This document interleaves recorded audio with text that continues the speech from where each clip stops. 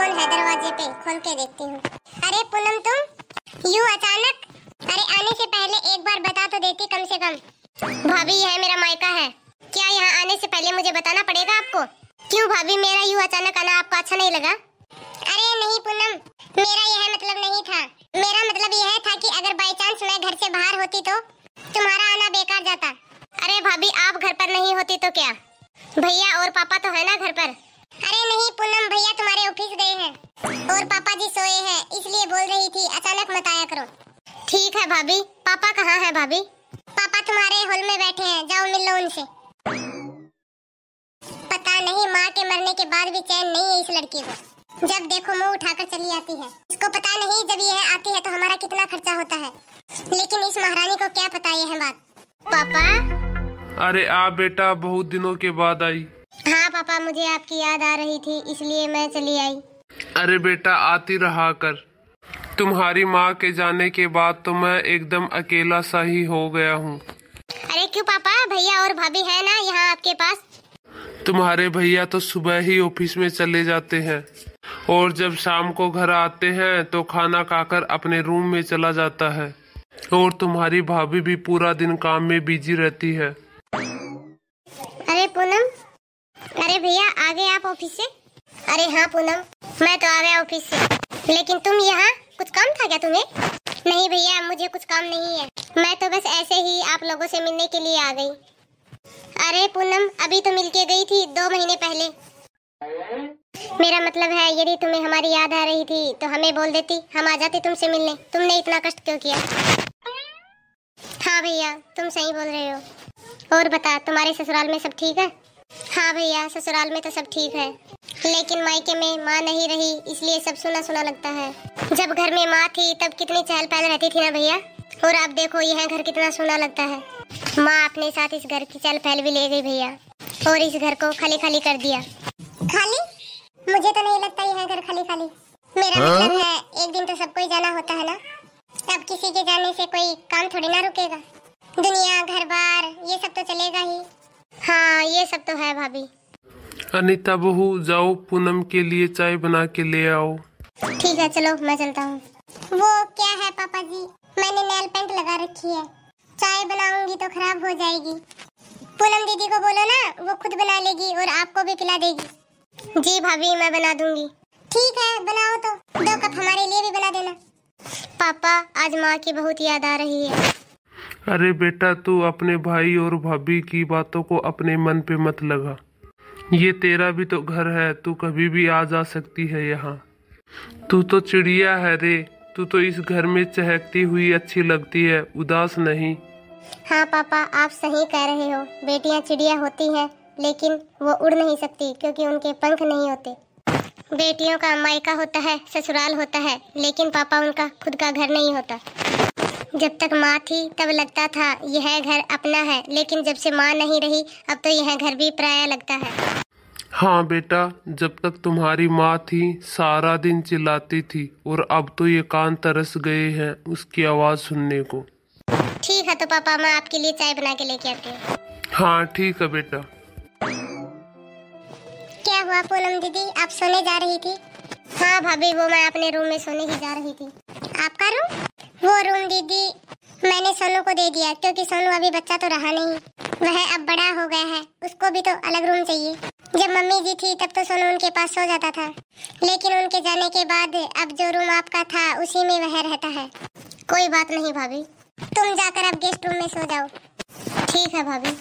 माँ देखो अपने घर की हालत, आज मुझे यह घर अपना घर नहीं किराए का घर लग रहा है।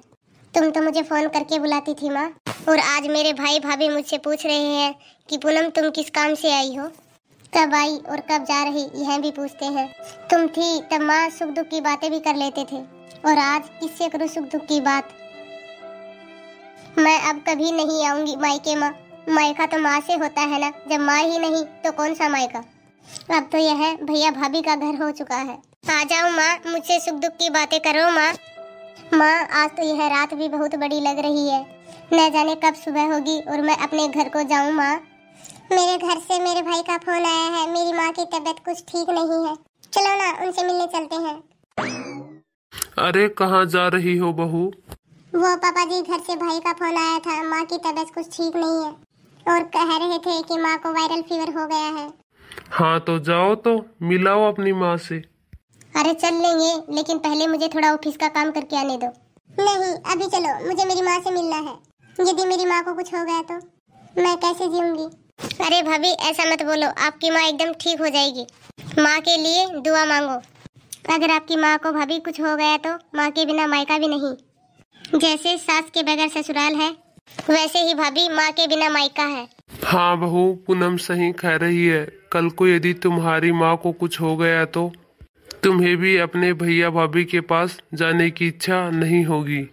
क्या पता तुम्हारी माँ के बाद तुम्हारे भैया भाभी को तुम भी बोझ लगो। जाओ भैया भाभी को उनकी माँ से मिला लाओ, और भैया भाभी की माँ का अच्छे से ख्याल रखना। एक बेटी जितना माँ का दर्द समझ सकती है, बेटा उतना नहीं। जाओ भैया भाभी को ले जाओ। हाँ पूनम, तुम सही कह रही हो। मैं अभी लेके जाता हूँ तुम्हारी भाभी को। पूनम दीदी, मुझे माफ कर दो।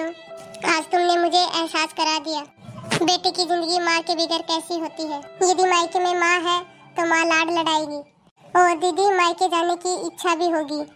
माँ है तो मायका भी स्वर्ग है, वरना खाली कमरा है। यह बात मैं कैसे भूल गई। सासू माँ के मरने के बाद तो आपका मायका ही छूट गया। मैं यह बात कैसे भूल गई। माँ के बाद भाभी ही माँ का दूसरा रूप है, और मैं भाभी होकर भी भाभी का फर्ज नहीं निभा पाई। दीदी आप मुझे माफ कर दो। अरे भाभी ऐसा मत बोलो।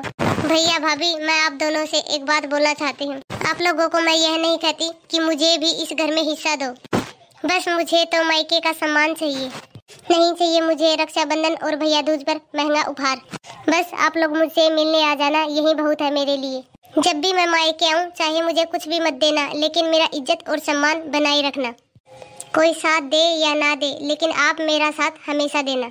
मुझे भैया आपसे कुछ नहीं चाहिए तो बस इतना कि मेरे बचपन की यादें सजोए रखना।